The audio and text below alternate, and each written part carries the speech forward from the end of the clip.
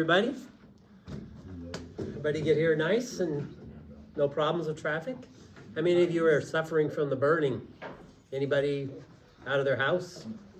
No? Okay. We came close. We live out in Mintown, all the way out at the end. And the fires are right across the riverbed from us. We watched them. It was a little fireworks display. Fireworks are anyway, yeah, it was, that's been some interesting times we've had lately. So good morning. There's coffee in the back. I don't know whether you guys saw that yet or not. Just in case you're a little drowsy, get a little Joe, a cup of Joe. I don't know why you drink that. It tastes terrible, but it smells good. How you doing? I'm good, Jay. How are you, sir? I am good. I'm glad to hear that. Boy, you sent me this incredible meme. Where did you come up with that thing? You know, I go online all the time, and I kind of think, okay, if I'm going to do this once a month, maybe God's going to tell me what to talk about. At least I sure hope he does, because unless he does, it's not going to be very interesting. So this month it was kind of this thing.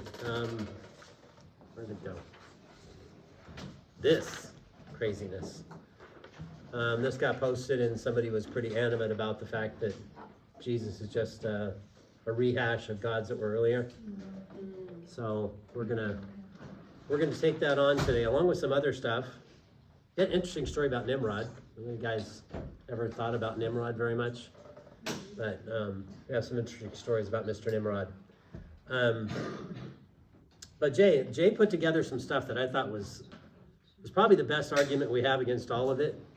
So do you want to run through that one, Jay? Sure. What I'm kind of curious about, and as I pondered this meme, what's the motivation for somebody to do? I don't know if the meme poster did this or whether the meme poster got it from somebody else, but whoever put this together, what was their motivation in doing so? Well, they want to try to make it so Jesus is just some figment of our imagination. Personally, I think it's all because they don't want to live with somebody having responsibility for something. They want to live their life whatever the way they want to live it, and there's no consequences to anything they do. And Jesus, while if they ever read about it, Jesus is he's the most forgiving person you could ever want to meet. And they can't grasp that, they can't grasp it. Yeah, I wonder if a person like that has even read the four Gospels. I doubt they have. They'll say they do, and let's assume that they did. If they read it without the Holy Spirit, then it's just words. Right. Well, I hear so many people that have come to faith that say that before they did, they just didn't read it. They assumed what was in there. They kind of, I know it. I don't need to read it. It's all got lots of contradictions. Right. And then they read it and life changes. Yeah. So anyway. Let me read something here real quick, just to kind of keep our mind on why we're doing all this. Because, we have gone for a few months without talking about that. But the reason why we brought this up is because I think this verse is what kind of inspires us to do this. In 2 Corinthians 10:5, actually 10:4 and 5, and it says, "For the weapons of our warfare are not carnal, but mighty in God for pulling down strongholds, casting down arguments, every high thing that exalts itself against the knowledge of God, bringing every thought into captivity to the obedience of Christ." So I personally think that it's important for us to be able to, I guess I'd say, confront this stuff that puts out. I mean, this was on the internet, this was on Facebook, and different people that don't know much about Jesus, they could read this and say, well, why would I want to get to know somebody that's all just a rehash? Or maybe even somebody who's weak in the faith starts stumbling over something like this. A lot of kids go to college and they get challenged and they lose their faith. Well, I think it's important for the Christian apologist to be ready to take these things head on and not run from them. That's our point completely, is that we have plenty of evidence to back up what we say. And like I said, Jay's list, he made some points here about the apostles. Run through those for us, because I found that to be Well, before we do that, one of the things I wanted to bring up, and I think you probably have some points to make about this. This is this role of questioning. Because before we even get into what we know, about the Bible, these people make these assertions and they've got no evidence. That Gregory Kukul, who's so much into the, what does he call it? Greg kind of Kukul, be like a detective and ask. Ask questions first, it was, right now I'm trying to remember the name of that book too. We're gonna go over that here soon. Okay. But I guess my point just generally is that before, and I gotta check myself too, before we launch into something, I think when somebody's making an assertion like this, it doesn't have to be this, it could be anything. What's your basis, what's your evidence? And people will hear this stuff like Jesus is just a myth, the Bible is just fables. Well, I think right out of the gate, shouldn't we be asking, well, what's your basis for saying this? Yeah, what part of it do you find to be myth? Yeah, because I think 95% of people that are going to say something like that really have no basis, and they're really going to have no answer. So somebody was after me about the flood of Noah, which is something you always get with all of them. That never happened. There was never a flood on the earth, this, that, and the other thing.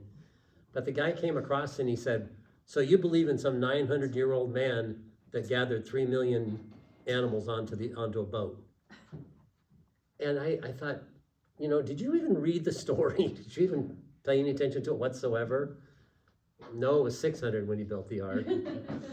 And there's the kinds of animals, there's 1,400, little over 1,400 different kinds of animals. So if you take that, multiply it times 2, maybe 7 from some of the other ones, or maybe at 7 or 8,000, maybe 6 or maybe 8 or 9, and 3 million just, that just picked out of the sky. 3 million animals. Where did you get that from? That's the point you're making is, have you even read the story? Did this even come into some sort of animal? And what is his basis for saying there was not a global flood? Before we try to put forth our position, what's that person's position that it didn't happen or something did happen? Right. If they're going to make an assertion, are they prepared to back it up? And almost all the time they're not. Right. Yeah. They'll say there's not enough water to do the flood. I've heard that excuse. The fact that they say there's no historical evidence for it, which is, as we'll go through today, that's not true. The people of the time were talking about it a lot. Right. And really the fact that even in just the realm of science, all of them believed that there was a global flood. There was a time when the earth was underwater. Even the secular scientists think that because of the fossil evidence, because there's fish bones in the Himalayas, saltwater fish bones in the Himalayas, and they believe it happened. The only argument we really have is when. When did it happen? Right, and I think with any kind of scientific assertion that's made, back to the question thing, what investigation did you make into whether or not there was a global flood? Tell me about the investigation that you conducted into this. Yeah. Okay. Tell me about your thought process. Right. Yeah. What work did you do? Because a lot of this is pure laziness and dart throwing.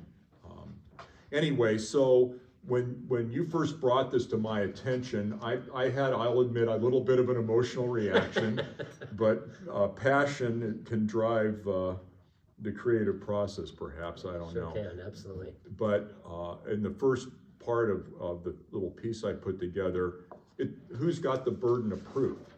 And if somebody's going to make an assertion, back it up. Tell me how you came to this opinion or this conclusion. Right. What archaeology do you have to back it up? What's the manuscript evidence you have to back it up? Right. Right. So then I went through and it took a while, but I went through a series of questions, and the first 4 are really designed to draw somebody out to think over, do they actually really have any evidence to back up an assertion that Jesus was based on earlier myths or that Jesus is a myth. The 4th one, which of the myths in your composite view, because that's kind of what this meme is, of Jesus evidence fulfilled biblical prophecy made centuries before Jesus was born. Well, it's kind of a mouthful, but it's designed to try to get somebody to think out, hey, look, there was actual prophecy in the Old Testament that was fulfilled. Because that's obviously important. And we know the prophecy was there from the Dead Sea Scrolls. We know that was there. All the stuff that was predicted about Jesus and all of his life is all documented 200 years BC. So there's no question about that. I mean, so much of it is in the Psalms that no question that was decades before. Many written by David, decades, centuries before, written by David. No question about that. And then, like you've pointed out several times, the great scroll of Isaiah and Daniel, the Daniel fragments. Yep. And they're all on display. And so they carbon dated them, right? Yep. And they know they predated carbon Jesus. dated, and just the style of language they were using, and the fact that they were minus the New Testament completely. There was no New Testament in the Dead Sea Scrolls whatsoever. So they just came up with various reasons why these things had to be that date. Plus the Essenes. The Essenes are wiped out in 70 AD at the massacre at Jerusalem, and slightly after that down in Masada. Sure. They were killed there as well. Right. I'm just glad they left their scrolls in those caves. I'm very happy about that. Well, God had it all, all under control. You know, when I read this, I just, you bring to mind the fact that these guys were fishermen. They weren't educated theologians. They didn't have a library they could go to pick up all this stuff that this was talking about. This wasn't in a library anywhere. And how is it that these guys made this thing up? That's not what the Gospels tell. The Gospels tell these guys walked along with Jesus, saw what he did, and wrote it down. There's none of this in there. They're not saying, well, you know, way back when Horace was talking about this, he was a prophet, and he said this was going to be the case, so that's what we're basing our evidence on. That's nonsense. There wasn't a bit of the New Testament or the Gospels that say anything about that. Right, and of course, all of these were in a foreign language. These fishermen probably spoke very basic Aramaic. They were uneducated and untrained, as we have here in Acts 4:13. And so for them to really have known about these things, it seems like they would have either had to have something translated into their language, which seems dubious, and then how would they afford a scroll of some foreign religion? I mean, scrolls were expensive. Very expensive. It wasn't like the things that we had back on the back table. You could buy any book you want free, just bring it back, and you can do that with just about any library you want to go to. They had the scrolls, and these guys spent hours and weeks and years to write one scroll. You think they're going to give that away? Right. For nothing? That's not the case. That's right. So I thought about J. Warner Wallace with Cold Case Christianity, because he does go into, in that book, some of these things about how the timing, particularly of the Gospels. He does talk about Mark's Gospel, and without going back and reviewing what he did, I tried to just kind of take it as it is, and I thought of Peter. I thought, come on, this guy, he's not from Jerusalem, he's not from Athens, and so I wanted to try to build it. So first, he was an uneducated person. He wasn't a man of letters, so to speak. And then I thought it was important that why would he even be talking about Jesus? Because it says in Acts 1:8, you shall be my witnesses. Well, that wasn't, I don't think, so much of a command as a statement of what was going to happen. So I went into that and make disciples, and then there's certain things we hear, and I tried to stick with what the Bible says about Mark. I mean, I've heard that he was Jesus's nephew. I've heard that if you read I listened to Mark's Gospel on the way home from San Diego last night, and there's a part in there that's supposedly attributed to Mark where there was a young man at the Garden of Gethsemane when they arrested Jesus, right? And he was the one that fled away, and people say that's Mark.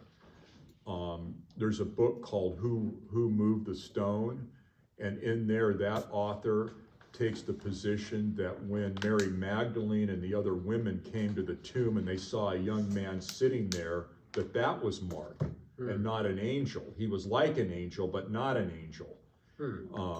But these things, I think, are speculative in my mind, but I wanted to stick with the fact that Peter and Mark were very close. Yeah, to each other. They certainly were, yeah. So if Peter was out witnessing for Jesus, surely Mark would have been. That's where Mark got his gospel from, is listening to Peter. Right. Yeah, most people think that. And as I said, it's just Peter out telling people what's happened to him while he was with Jesus, arguing with Jesus a lot. But this whole thing based on this is just it seems a stretch to try to put that into place, that they had any idea of what these guys might have said. Matter of fact, in the Mithra case, Mithra was purely oral tradition. There was nothing written down about Mithra whatsoever. It only had part of it that Art actually started talking about shepherds being around. When that actually came into the story, that was actually after the 1st century. That was 2nd or 3rd century when that first started being promoted. But I wrote down some stuff about these guys. Like Osiris, for example. The claim is that Osiris was announced by 3 wise men. Wow. These are the 3 stars, I won't try to pronounce those, in the belt of Orion, and the star in the east, supposedly Sirius, that signified his birth. That's the claim. The truth is that the scholars connect Osiris with Orion, but it's an imagination that there was 3 wise men. There were 3 stars in the story, and there's no wise men. And there's no mention of an eastern star in Osiris mythology at all. So a lot of that stuff's just made up. They make stuff up, put it down, and expect people not to research it, like exactly like what Jay was saying. That's Osiris. And then Horus was born in a cave, and his birth was announced by an angel, heralded by a star, and attended by shepherds. So what's the truth? Truth is, there was no reference to a cave or a manger in the Egyptian birth story of Horus. In fact, these details are present in the ancient Egyptian stories. But Horus was born in a swamp. His birth was heralded not by an angel, and there was no star. So just about all of it was wrong. Krishna was the 8th son of Vasuda and Devaki, if I'm pronouncing those right. The name of their first son was Kitman. The pregnancy was a mental transmission, not some sort of virgin birth, to the mind of Vasudeva. I won't go into all the details, it gets pretty graphic. I left that part out. But even the details they're talking about, the earliest source they have is 950 AD. That's the earliest one they've got. And Krishna was not crucified. He died when a hunter shot him in the foot. So, and I'll go to Buddha here, and then we can. So Buddha, the claim is that, let me see, did I get the claim on Buddha? No, we have it here. So. Got it, yeah, okay. The claim for Buddha, well, Buddha wasn't even a god, and they say that. But his mother was foretold that her first son would be a savior, teaches priests in the temple while priests look for him. But again, Buddha didn't consider himself to be God, and he said so. So his correlation with Jesus is pretty thin. Yeah, and I don't even believe he claimed to die for sins. And No. he certainly didn't resurrect. No, he didn't do either of those things. He was, as far as if you look at Buddha, he was actually a decent guy. He saw the persecution of the other Indian people. They were in class society. He saw that. He was a rich guy. He saw that, and he tried to help them. So Buddha wasn't a bad guy, but he didn't claim to be God, and like you said, he wasn't resurrected. So trying to put him together with with Jesus is a stretch, to say the least. Well, Kelly, what I'm hearing from you this morning is there's other questions that can be asked of somebody promoting something like this. Yeah. Have you looked into this? Do you even know that these statements are true? What have you done to verify what this meme is even saying? Right. Have you even investigated what you're saying to see if it's true? To even see if there's any correlation to it at all? And generally speaking, there's not. You know, in my mind, it goes back to the same thing, which is, does a person desire a relationship with God? That's what it comes down to. And if they don't, then they're willing to do a lot of things for the other team, so to speak. yeah. Well, we all know, everybody here, I assume, you know, like me, I wasn't raised in the church. Didn't go to Sunday school. I didn't do any of those things. God had to draw me to himself. And until that happened, people tried to talk to me about God, and that's nice. Good for you. Cross you off the list of anybody I want to talk to ever again. But God's got to approach you in some manner to get you to turn your head around and start thinking about him. And you know, we do these things because I believe it's important for the church to get out the story that it's true, that what we believe isn't fairy tales, that we don't check our brain at the door when we walk in the church. Our pastor's microbiologist, smart guy, so I think he got a hard time to make that claim. But the reason why we bring this stuff up is we like to be able to go back into the history and point out the things like we're going to do next with the guys, to some of the other historical events that happened, particularly around the flood, that we have strong evidence for what we believe. And you get the secular people. When I was looking all this stuff up, everything I looked at with the Epic of Gilgamesh, with Sargon the Great, with Nimrod, every time you looked any of it up, the title was, "This is mythology." All of it's mythology. And that's the I guess the majority opinion anymore, that what we believe in is mythology. I don't know whether it's majority yet, but it's getting there. Right. Well, I think when we are talking to people, we can, you know, this is this salt thing, you know, light and salt, and you know, we can throw some things out there to get people thinking about things. Yeah. And this is, I mean, in my mind, a meme like this is an opener for us. Yeah. And I, in fact, used it as an opener to say, look at this, you know, ask yourself, is this a myth, or is there a basis for this? And I think if we can stimulate some kind of thirst for the truth, that's a good thing. But people do need to be ready. They're, you know, you can't force Jesus on people, that's for sure. Just kind of finishing this up, I think that it's important that there are other writings other than the Bible itself that would support the fact that Mark's gospel really did come from Peter. And I put in there, back to J. Warner Wallace, he has quoted more than what I've quoted the one from Eusebius, because that one I thought was particularly good. But there's many others that he has in that online article.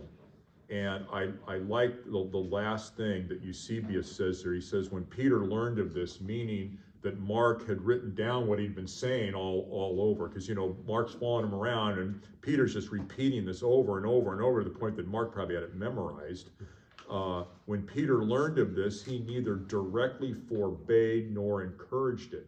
So he wasn't frothing, so to speak, to try to get this out. He wasn't trying to start a witness, not go out and write a book about it.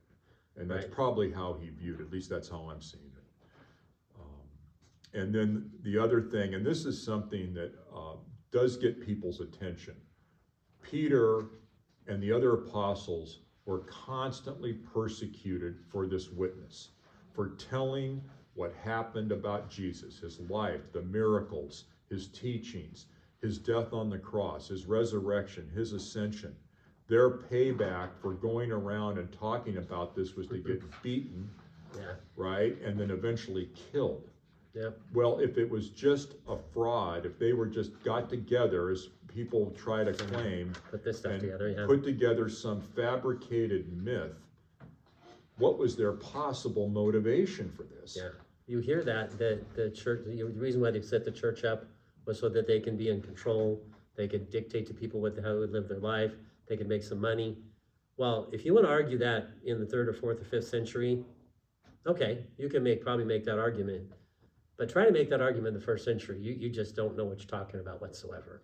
These guys were not trying to control anybody's life, they're trying to stay alive. Right. Because everybody around them were persecuting them, from the Jews to the Romans to the Greeks. They went into, I think it was Ephesus, and one of the guys that was making the statues said, "Oh, you brought that, you that have changed the world and brought what did he say, chaos to the world or whatever? Turn the And world now, upside throw it down. upside down. You have now come here." And these guys were running for their lives. Paul was beaten how many times? Right. Shipwrecked, beaten, thrown into jail, all this stuff. And what was his gain? What did he have to gain? Right. And what did any of them have to gain about what they did? What did Thomas have to gain for going to India and setting up a religion there? He got dragged through the street and skinned alive. And any psychologist will tell you that nobody will continue on a lie if their life's at stake. Nobody will do that. Right. Well, this is why the Romans, their term examination meant lashes. Yeah. We're going to get the truth out of you with a whip. Yeah. And so to me, these are men who saw the resurrected Jesus and couldn't live their life the same again. They had to proclaim him. They felt compelled. So when he says, "You shall be my witnesses," again, it wasn't a command. It was just a statement of fact of what was going to happen. And I think it's also important that here's Jesus, didn't have a position, power, money, family, at least offspring, any of this, dies the most despicable death known at that time, maybe ever. Then he's got this ragtag group of men that are running around proclaiming these things, and literally now if not billions of people have come to faith in Jesus. Mm-hmm. That has to be God. From their testimony. Yeah, they had no power for the first 300 years, but their testimony grew to the point where the government at that point started realizing, okay, there's enough of these people that, we can use this for political reasons, if that's what Constantine did. But the point is that it grew to that level, so Constantine would even think about doing it. If it was just some little tiny off-the-wall place that had this little following, he wouldn't even have thought about doing that. But by then, the Acts, and they were talking, I was listening to the radio program the other day, and the witness that they had wasn't the fact that they could go and preach anywhere. The witness they had was they were willing to die for their faith. And that point, there was something else that came up. I sent that to you as well. That's for next week. Okay. But there was something I read this week that the original documents, they were on display up to 250 AD. The original documents that Paul and all the rest of them wrote were on display in different places up to 250 AD. So that's next week.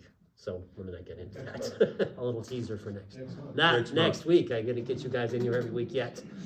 Next month. Next month, yes.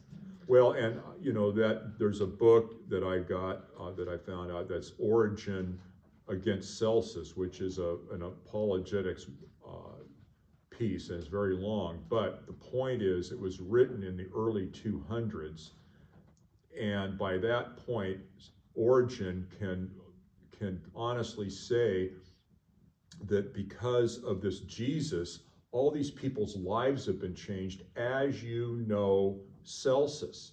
And so it was an established fact that the world had indeed been turned upside down because of Jesus, the resurrection, the Holy Spirit, and people that were willing to proclaim him. And by that point, it wasn't even people that knew him, it was people with changed lives. And it's this changed life thing that ultimately can be so compelling. Yeah, for sure. So you had some other things. What do you got Yeah. going on here? So my opinion is that God's been talking to people from the start.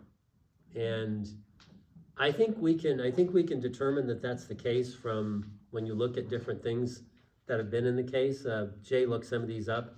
And even without them being Hebrew scriptures, these are from different societies. But the thing is, they're telling the same tale all the way back to, I'll get into Nimrod, but all the way back to 2000, 2200, 2300 BC. Those are the earliest documents we have. Epic of Gilgamesh is the earliest document we have. It's kind of a little bit fuzzy as for actually when all this stuff happened. The dates are a little fuzzy, but it's sometime in between, somewhere around 1900 to 2400 BC. That's about the time frame that the Epic of Gilgamesh was written, which is now documented as the earliest written document that we have that we can lay our hands on. There was nothing written before that. I could go into that, but that's a different subject.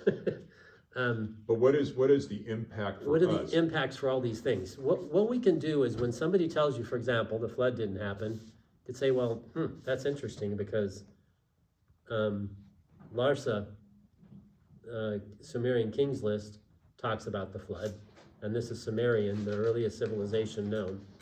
They talked about the flood. Right. The Epic of Gilgamesh talks about the flood and talks about the fact that one guy, and it was the people were rescued in a boat. Now, when you look at the Epic of Gilgamesh and the description of the boat, it's a box. It's a square box. That's the dimensions. A square box you would not survive the water for a day. But when you look at the ark and the way that they built the ark, that's the exact dimensions that they use today to build boats. The ratio is exactly the same. So that boat could have withstood the waters. So Gilgamesh, they're mentioning the flood. That's a good thing because it's an ancient document and it mentions the flood. Now, did they get confused on what the boat was like? Yeah, they got the boat wrong. But they did get the fact that there was a flood. Now, you guys are looking at the Adam and Eve thing. I think Daniel printed that for us and gave it out. That's also from Sumerian information, and where is this? How does this? I'm having trouble getting that so I can understand what it looks like here. Oh. Does that go this way? Where's Adam? Where's Eve? This is not the best. I didn't send Daniel a very good copy of this because I can't see it. Well, when you get home, look for the, what it's called is the Adam and Eve image from 2200 BC. But anyway, this is an image of, there's two people sitting on chairs with a table in between them, and there's a snake on their left. And this is an image of the fall. And this is 2200 BC, and it wasn't from the Hebrews. Well, there was no Hebrews by then, but the people that put this together were the Sumerians. They were the ones that did this Right, tablet. it's actually like, like a small cylinder. It's like a rolled seal, so you would roll it. Yeah. So when you're trying to unfold it, it depends where you start. So the way the image presents on the internet, the snake is behind Eve, but Yeah. the point is it's really between Adam and Eve if you roll it around, because where Adam ends, the snake starts, and then Eve. It just goes around like this, Okay, you I see. get it, yeah. So I take an issue with the characterization where they say, oh, the snake is behind Eve. My read of it is the snake came between Adam and Eve. Yeah. And he's still trying to do that. Yes, that's for sure. But I mean, our point is that these stories were around. This is not something that the apostles invented. It's not something that Moses invented. But here's something else I wanted to talk about. The fact that these are all 2200 BC, 2300 BC, talking about things that are written in the Bible. Moses wrote the Bible in around the 1400s, 1450, somewhere along there. And he was writing Genesis as history. He did not live through Genesis. That's clear from the Bible. He's writing it as history. Now, if you're writing a history tale, what would historians want to see? If you're writing of something that happened 1,000 years ago, what would historians want to see? Would it be just your story and then there's nothing else ever mentioned about it? What would they think of that story? I mean, if you had started with Exodus? Yeah, well, no, if he wrote Genesis and there's nothing whatsoever of anybody mentioning it beforehand, most Okay. historians would say, that's made up. Why didn't we see anything about this earlier? Now, when they do see things about it earlier, secular people say, well, that was just invented then. Moses just invented it for the rest of it. It's hard to get them to understand something. But if you're a historian and you want to know that something actually happened that was written as history by someone, then you look back in the record to see if there's mentions of it from any of the other civilizations. And that's exactly what we see. The Sumerians are talking about Adam and Eve. There's an image from them. Again, the Hebrews weren't around yet. From them, the Adam and Eve, they're talking about the flood regularly. All of them have a dictation about the flood. Now, they get the boat wrong, but they're still talking about the flood. Another one of these is, I didn't really catch this one, Adapa. Did you catch what was going on with Adapa? You'll have to refresh me. The Adapa is apparently a person, again, Okay, Sumerian. it's another pre-story. I'm trying to remember now because he was one of 3 finds. Yeah, and he was half human and half fish. That sounds like evolution, but anyway, that's just my thought on it. But this person cast spells, was almost drowned one day fishing. He also had, let's see, he could make it so the wind didn't blow anymore. I'm not sure exactly where the similarities were on that one. I probably didn't get all of it down. Let's skip over it Right. for now. Sure. And then there was, if I get these names wrong, forgive me, Eniki and Nimhusarag, another Sumerian epic. On this one, there's at least 8 god figures and they're warring with each other. So they're saying there is a god. Okay, and I remember now about Yeah. Adapa, Okay. that he was created as opposed to just somehow came around. They talk about him as being created. Being created as the first So a human. lot of these things are creation stories. Okay, yeah. So basically what I'm getting out of the early archaeology, the 2 things, even though they have multiple gods or whatever, is that these early, basically clay tablets or these cylinders talk about a creation and they talk about a flood. Creation event and a flood. A creation event and a flood.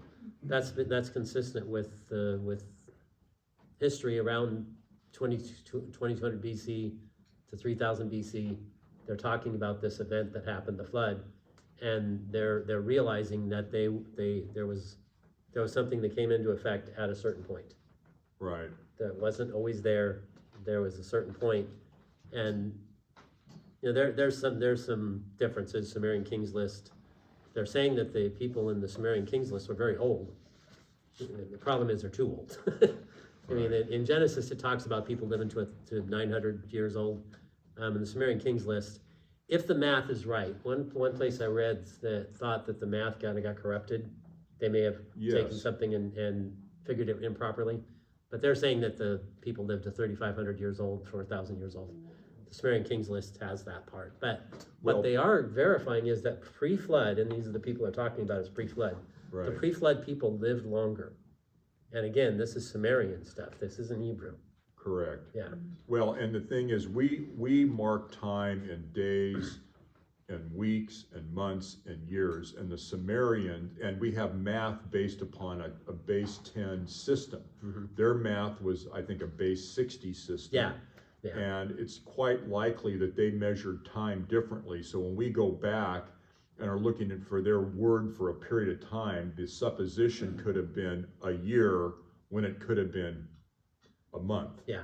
And so I think that's an ingredient into this. The other thing that when I was going through these archaeology things was to remind myself that it's not just the flood that we're dealing with, it's the Tower of Babel. Yeah. And so, you know, I've come to believe after looking into the Tower of Babel that this is when these other religions started. So it doesn't bother me because, and the reason I base that, if you go to Genesis 11, there's a phrase in there that God removed his hand. So God ceased intervening in lives in the same way he was. And this allowed humanity to go off and pursue their own religions. So it doesn't bother me personally when somebody has a flood story or a creation story, but then they start talking about multiple gods, because that's where the corruption occurred. The corruption occurred after the Tower of Babel. Yeah. It's like telephone. Yeah, Kinda, sorta. exactly. And the one that I wanted to bring up last, we can jump to this one, is Nimrod. And I've always been intrigued with Nimrod, even though the story is pretty brief. I read that Genesis 10, talking about the genealogy is basically where this came from. And the sons of Ham, Cush, Mizraim, Put, and Canaan, and the sons of Cush, Seba, Havilah, Saba, Rama, I'm probably pronouncing some of these wrong, Sabotage, whatever. Sons of Rama, Shelah, and Dedan. Cush begot Nimrod. He began to be a mighty one in the earth. He was a mighty hunter before the Lord. Wherefore it is even said, even Nimrod, the mighty hunter before the Lord. The beginning of his kingdom was Babel, and Erech, and Akkad, Calmeh, and in the land of Shinar. Out of the land went Asher, and he also built Nineveh and a couple other cities. But when you start looking at that Nimrod and the description of Nimrod, and you compare it with this character out of Sumerian text called Sargon the Great, they're both building cities in Shinar, land of Shinar. And it doesn't say that Nimrod built the Tower of Babel, but it says that Sargon did. Sargon built the Tower of Babel. Now they're both building Babel, which became Babylon. And so a lot of the authors, and including Josephus, said that Nimrod was the one that built the Tower of Babel. And so you can bring Sargon into it, but the one that was even more interesting, you guys have heard the Epic of Gilgamesh? The Epic of Gilgamesh, a lot of people believe that Nimrod was Gilgamesh. This character that had control of the entire, at that point the civilization was pretty much around Shinar, around Babylon, current day Iraq, around, most of the civilization was right in that area. And they're talking about this guy that had control over everything. He was a hunter before the Lord. They talk about Sargon and Gilgamesh, both were military leaders, so was Nimrod, and they conquered things. They made people subjective to them. And when you're talking about Sargon and Gilgamesh, they're still building the Tower of Babel, first of all, to avoid the flood again, because they're mad that God made the flood. And both of them are talking about that. And they want to build the tower so that they could not only avoid the flood, but they could also, they're both angry at whoever it was that caused the flood to happen. They create the evidence, whoever caused the flood to happen, they want to have a battle with him. They want to fight with God. So they're going to build this tower to keep out of the flood, but also build it high enough where they could get to this God that's supposed to be in the heavens. This is both Epic of Gilgamesh and this guy called Sargon the Great. So if you combine those two, and the Bible talks about people, and I do believe God talks to people, and he always has. He always gotten his message across to people. But if in fact the Nimrod is the same as Sargon and the Epic of Gilgamesh, in particular the Epic of Gilgamesh is a very detailed story. Now, there are some problems with it. In the Epic, Gilgamesh actually did get to the top of the Tower of Babel, and he did have a battle with God, and at least what they think, that part of the disc that they found is kind of damaged, but they think he did kill God. Now, that was nonsense, but that's where the whole thing of God actually dying was very early. That Gilgamesh is talking about this, written sometime in 2200, 2300 BC. But it was intriguing to me that how well these guys lined up. They built the same cities. They're claimed to have built the same cities. They're both military leaders. They're mad at God for killing him. They also want to get back to, one of them was talking about getting back to the one who built the boat. Gilgamesh wanted to get after him too, Noah. So these stories are aligning with what the Bible says. Now, there are little differences here and there, yeah, but exactly what you would expect to see if Noah actually wrote Genesis as a history tale. Then these parts that he's talking about, you would expect to see them, and that's exactly what we see. I think you meant Moses writing it as a history tale. Yeah, yeah. Right. Did I say Well, Noah? and I think No, I didn't. apropos of my earlier comment, you're gonna get a twisted version of history following the fall of the Tower of Babel, when God removes his hand and people go off in their own vain imaginations. The other thing that I think of is that even in the Bible, we read that people have multiple names. Maybe it's because it's a different language or whatever, but it's not unusual, certainly in the biblical history, that you would have very different names for the same person. Yeah, exactly. Because there's different pronunciations, different communities. Different Maybe. languages. Maybe no, and I even read that Moses was actually, when he wrote about Nimrod, was actually kind of more of a classification or a description of him, as like opposed to a real Pharaoh. name. Right, Yeah. a title, Right, not a it's name. a title, right. So that's another thing that I did run across at one point. Sure. But even the secular part, one part of secular calls it Gilgamesh, another part of it calls Sargon, but they're doing the same thing at the same place, and from what I could tell, it's a little fuzzy as far as the dates go, but about the same time as well. Well, and I think there's maybe a presupposition that Moses was simply writing on oral tradition, and we don't know that. We don't know that Aaron, for example, might have had possession of certain scroll, clay tablets, something that have been lost now in antiquity, that they were able to go after. When I read Exodus, I get from that Moses was raised Egyptian, and so when he came back and was with his fellow Hebrews, that he had a lot of learning to do there. Yeah.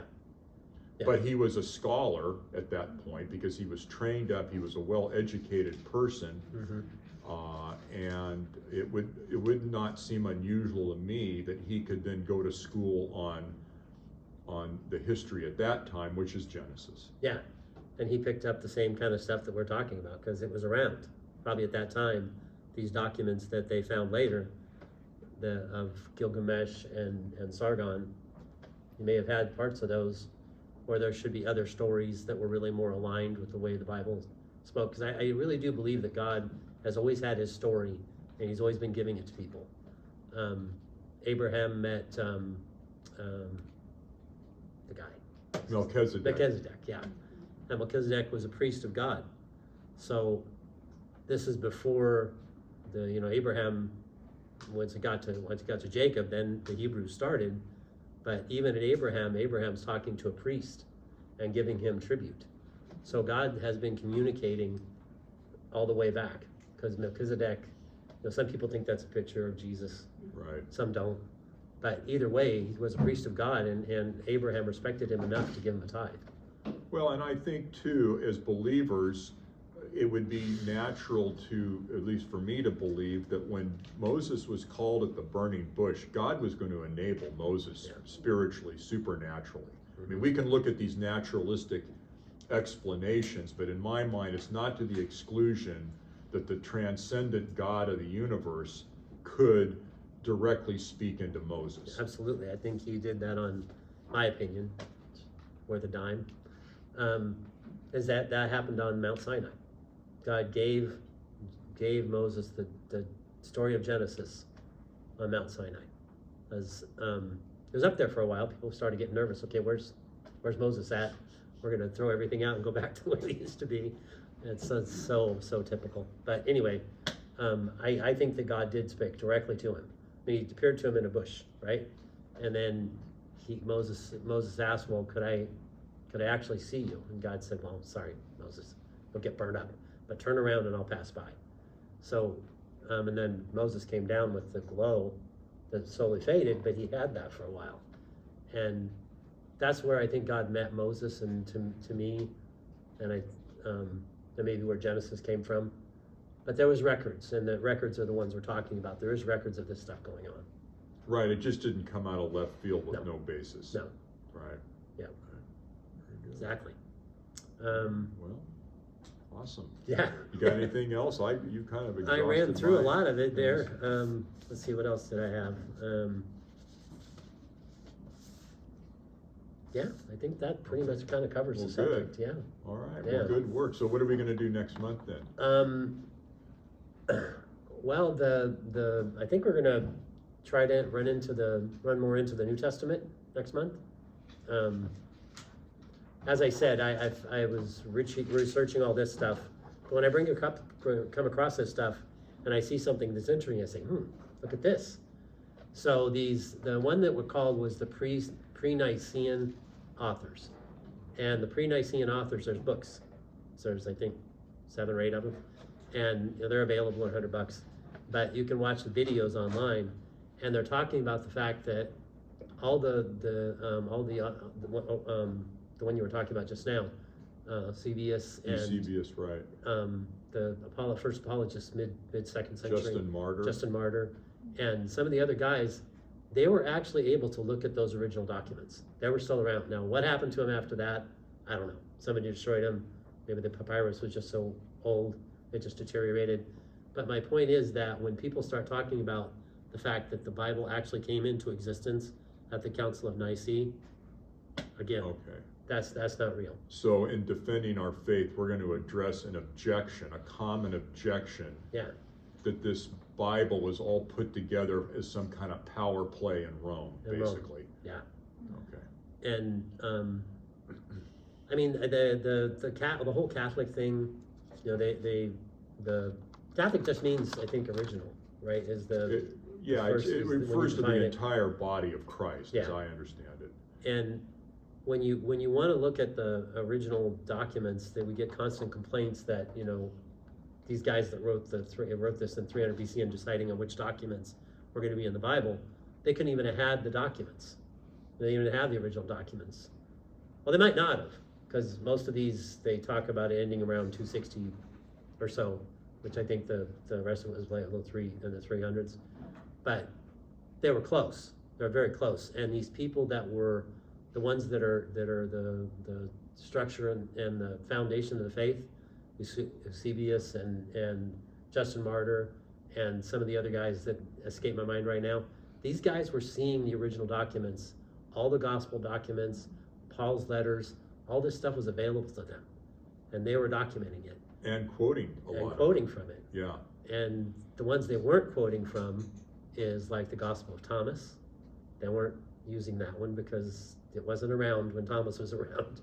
So obviously Thomas didn't write it.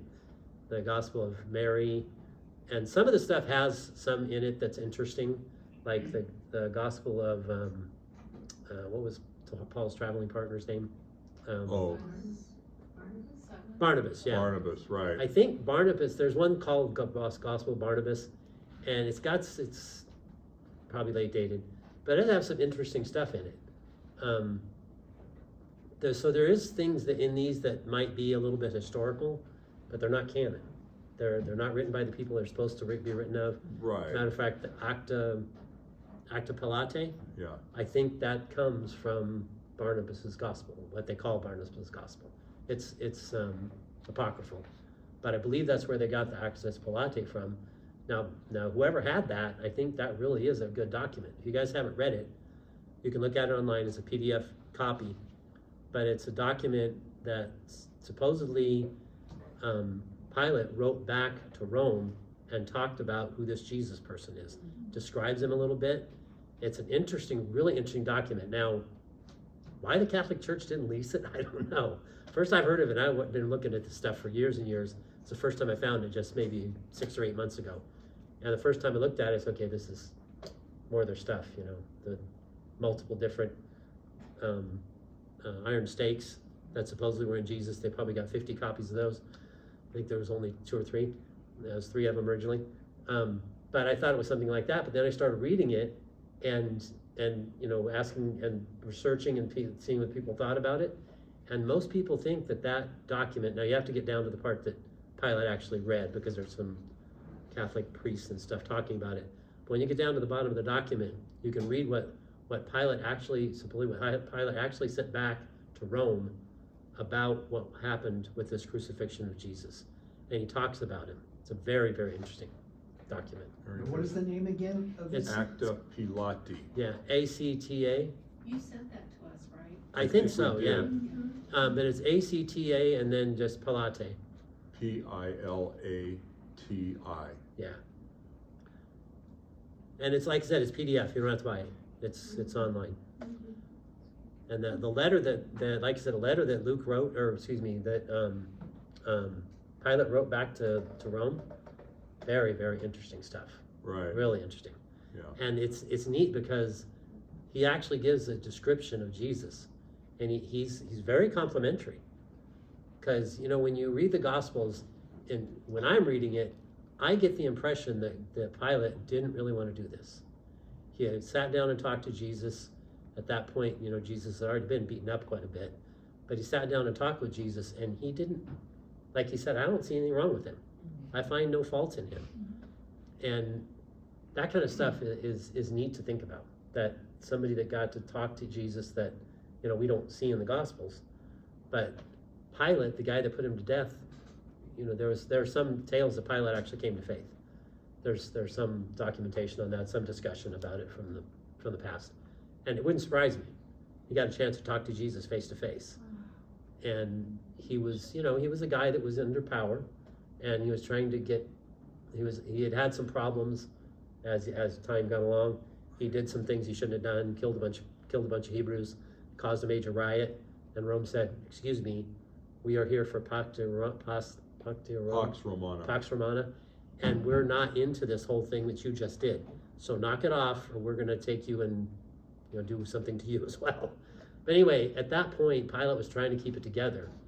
But I believe his wife also warned him not to have anything to do with this guy, because she had a dream about him. So in my mind, when you read this, it lines up with the Gospels, kind of their discussion about Pilate and how the Gospels portray him.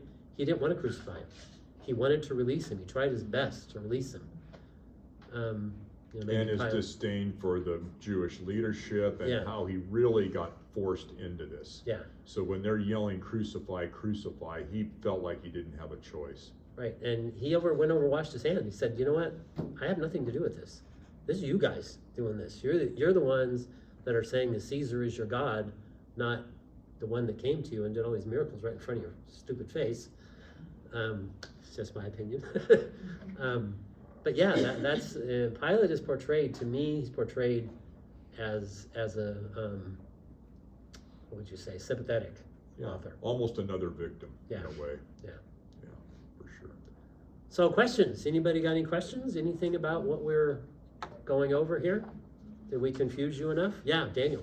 So I have a question about in your printout, you talk about Peter being martyred in Rome and about how St. Clement of Rome talks about that.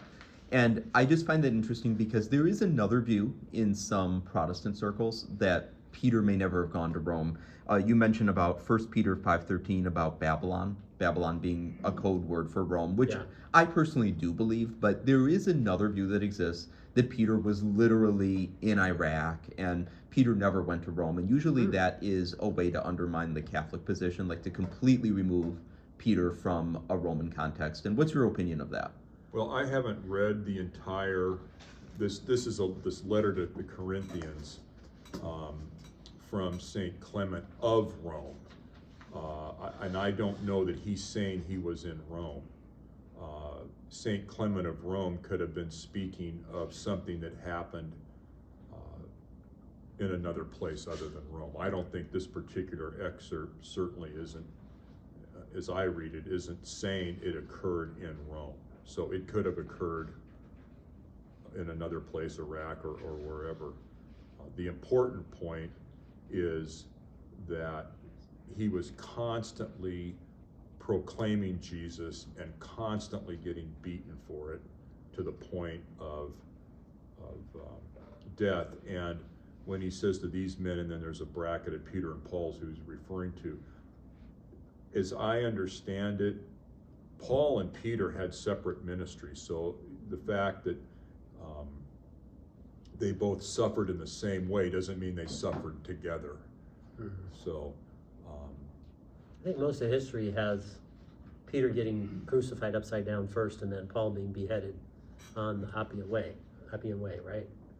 and by Nero, as opposed to, I don't know who went after Peter. I don't know that. Yeah.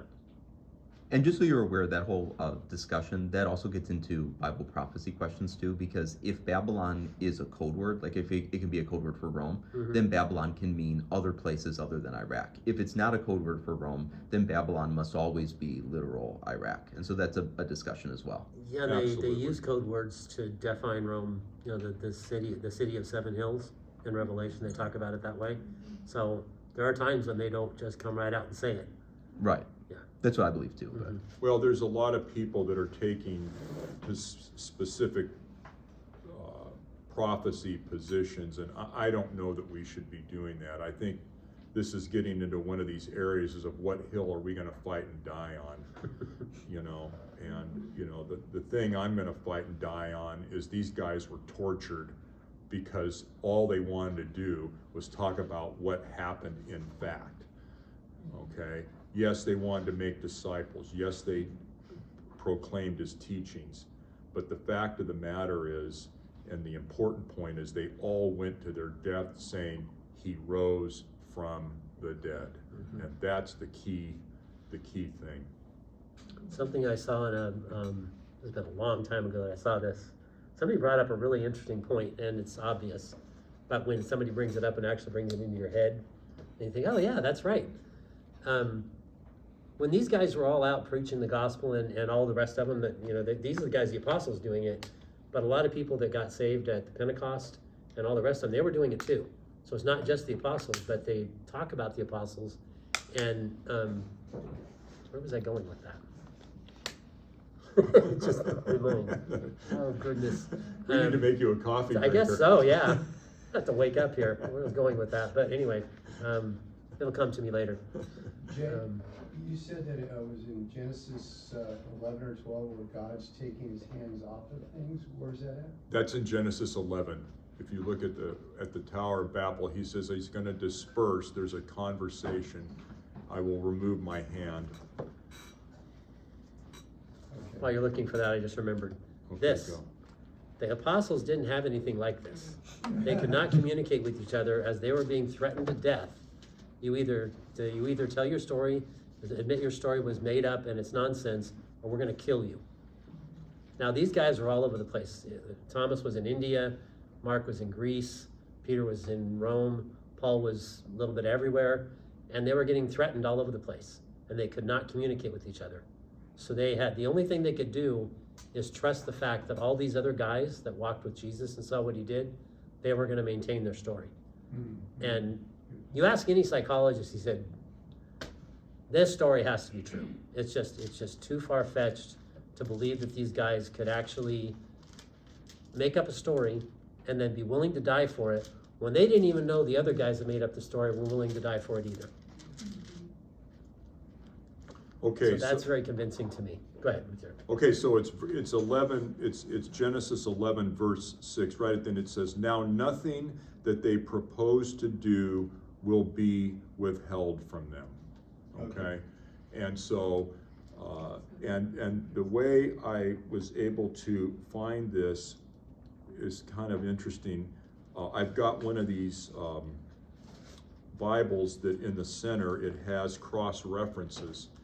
And if you go to Acts chapter 14, and this is where they're trying to worship Paul and Barnabas, and Paul says, this is Acts 14,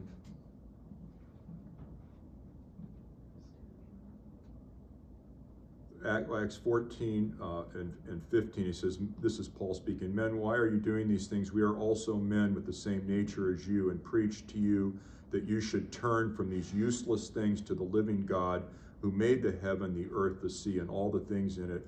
And then here's the clincher, 16, "Who in bygone generations allowed all nations to walk in their own ways." Okay, so this is. Okay, and so he is referring to Genesis 11:6. Okay. And essentially, and Keith knows this because we talked about this when we studied Acts on Tuesday night, is where this came about, and we did Acts line by line. My analysis is it's kind of a bookending. So it started at the Tower of Babel, and you've got all these religions running around, and the other bookend is Acts 14, where Paul's laying it down. Hey, you need to go back to the true and living God. And so what you've got is all of these world religions. So as an apologist, okay, we need to be thinking and how we're going to be responding to this claim that, you know, all these religions are the same, they all lead wherever. Where did all these religions come from? They came from when God said, hey, you can go off and do your own thing. Now, granted, in the next chapter, what happened? He touched a man, Abraham, just like Kelly was saying, that he makes himself known. So while he removed his hand, he wasn't ceasing to intervene in the lives of people, in his people. That's right. And so, anyway, the point from this morning is it just isn't unusual that you would get a twisted version of history after people were running off trying to make gods, make themselves God, you know, which people still try to do. That hasn't changed yet. Oh, that hasn't changed. Worse. Yeah, maybe worse, yeah. So, yeah, any other comments, questions? Everybody had enough coffee to stay awake for the rest of the afternoon? Yeah, maybe I need to drink some of that stuff, I don't know. We'll get you a Red Bull. There you go. Kelly All right. mentioned it before, one of the books, a great book to read for defending the faith is Tactics. Yes. Yeah. Defending, I think that's one of the things that you're getting at, it's Yes. called the Roadrunner defense. Where do you get your information from? How do you come about with this conclusion? When people will say that, well, you know, it's just based on all this. Well, have you researched that and found out that that's actually the right teaching? Mhm. You know, so that's, Right, the and onus on them. that's right. And then, of course, what we want to be able to do, we want them to come to the end of their rope with it, lay out their cards, what do you have? But then we need to be prepared to put our cards on the table, Yeah. you know? Like I said, when I was looking all this stuff up, researching Sargon, and researching Gilgamesh, researching Nimrod, and if you didn't go to a Christian site that was, you know, said they're Christian, I was going to see some of the other ones too, just to see what they had to say. And if you didn't go to one of those, every one of these things, all these people that I mentioned, that we mentioned, they're talking about them as mythology. That's what's being taught. Yeah, and I mean, think about that for a minute. They've got these three guys that all said they did the same, said it lived in the same spot, built the same thing. They're all builders. They're all military leaders. The Tower of Babel was there, and they're all all those people of the time are all talking about the Tower of Babel. Now, what, 4,000 years later, these experts seem to think they know what really happened. Were they there? Did they see all these people saying all these different accounts, from Sumerians to the Hebrews to others that talked about the flood? As a matter of fact, every tribe on earth, with the exception of Japan, they all have a flood story of some kind. It's not the same, but they all talk about a flood being on the earth, and most of them talk about a certain number of people saved from it, from being on a boat. And the Chinese have the same thing. We'll not get into that. It's just, we're talking about getting into it this time with the book that I read a while ago, and the symbols that they made that seem to be from Genesis. But it requires a lot of explanation, and we just couldn't fit it this time. Right, and I think it raises the question of what do I believe is history versus myth? Yeah. Okay, and I think that what you're saying is that, you know, Wikipedia or whomever is characterizing things as myth, Yeah. and they may not have the lines drawn correctly. Right. Number one, I think if we ask people that, a materialist would certainly say, well, anything supernatural I'm going to count as myth. Right. And so, but that begs the further question. are you saying that nothing supernatural has ever occurred? And then we get into the conversation we've already had about creation and Evolution. and we've got, we'll circle back around, I'm sure, in the months to come. But the point is that there's scientific evidence now for supernatural intervention into this earth, supernatural, that the universe even came about the way it did. But again, it's back to this thing where Dirk's talking about this tactics. If somebody's saying they don't think anything supernatural has ever occurred, what are they basing that on? Mm-hmm. Because I don't think you're going to get a very cogent answer. Oh, you to won't. that. Absolutely, you will not get a cogent answer, because mention life. Well, how did life get here? You're telling me that life wasn't, at one point, life was not here. Everybody agrees. And there's the primordial soup nonsense. There's the ocean vents nonsense. That's supposedly where life began. But the materialists are saying life began as well. So you're telling me that the 3.5 billion letter human genome, that all came about from accident? Right, and I love what Yeah. James Tour said recently. He said, you can assemble all of the elements of a cell, and you'll have a dead cell. Yeah. Now put life into Yeah, it. try to get us to operate. Try to get it to go. Yeah. That's where your problem lies. Even if you can make up all this stuff, all these different parts that are in the cell, floating around somewhere, okay, try to get them together and then make them work. See, give me something where you can do that. And James Tour has offered to take everything down off of his website completely. This is a Messianic Jew, and I love James Tour. He's a great guy. He's a Messianic Jew.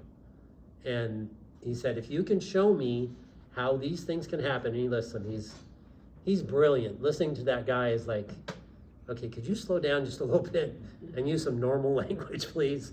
But he's confronting the other people that are at his level, at the college level of the places where he's a chemist. And he's challenging them to put it together. And he said, you know what? I've debated a lot of you guys already. I've shown where you're wrong, and I've shown where this stuff is impossible. But I'll tell you what, you show me how this could get to work, and I'll take everything down off my website, and I won't talk about it anymore. Yeah, and that And hasn't he's still talking about happened. it. Yeah, So he's still talking. What's his name? James James Tour. Tour, Yeah. T-O-U-R. He T-O-U-R. is a molecular chemist. He probably has more peer-reviewed papers than any scientist. He's got over alive. 1,000 peer-reviewed Over papers. 1,000 peer-reviewed papers. He's had 40 different companies. He makes nano machinery. You hear about these little nanobots. He makes them. He makes molecules. But then he got into the origin of life matter, and he was very fine with everybody until he got into origin of life. And now Now he's got his detractors. Now he's an idiot.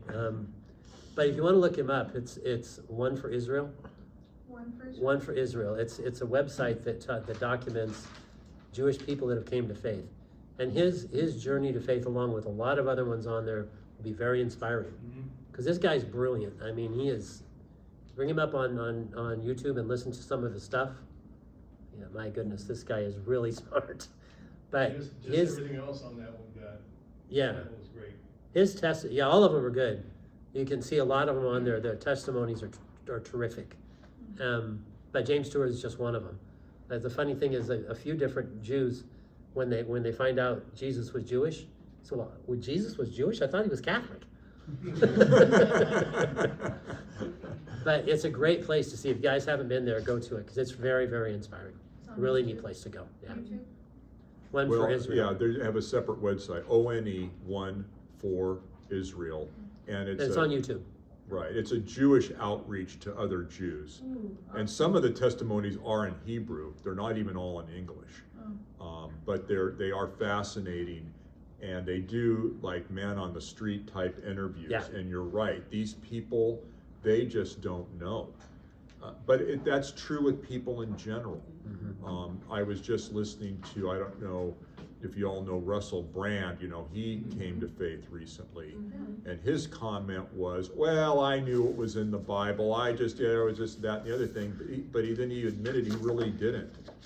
And he came to faith in the Lord because he finally picked up the book and read it. Read it. And so, you know, one of the, I think a great closer, because we don't want to get contentious, we're instructed not to get overly argumentative with people, but at the end of the day, you know, I've been encouraging people to read the words of Jesus. Read Matthew, Mark, Luke, and John. Get an audio Bible and listen to the words of Jesus.